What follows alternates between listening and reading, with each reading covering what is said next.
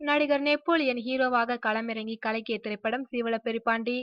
நெல்லையில் உள்ள சீவலப்பேரி என்ற கிராமத்தில் வாழ்ந்த பாண்டி என்பவரின் வாழ்க்கையில் நடந்த உண்மை சம்பவம் தான் இது. ஜூவியில் தொடராக வந்தபோது கிடைத்த வரவேற்பை பார்த்து திரைப்படமாக எடுத்தனர்.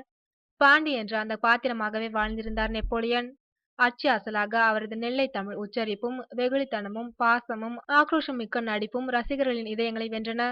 நெப்போலியனுக்கு இந்த படம் ஒரு திருப்பு முனையாகவே அமைந்தது. படத்தை இயக்கியவர் பிரதாப் போத்தன். தற்போது இந்த படத்தின் இரண்டாம் பாகத்தை எடுக்கப் போகின்றார்களாம். முதல் பாகத்தை தயாரித்த பி.ஜி. ஸ்ரீகாந்தே இந்த இரண்டாம் பாகத்தையும் தயாரிக்க இருக்கின்றார். படத்தை கௌதம் மேனன் இயக்குகின்றாராம். கமலஹாசன் இந்த படத்தில் நாயகனாக நடிப்பார் என தகவல்கள் வெளியாகியுள்ளது.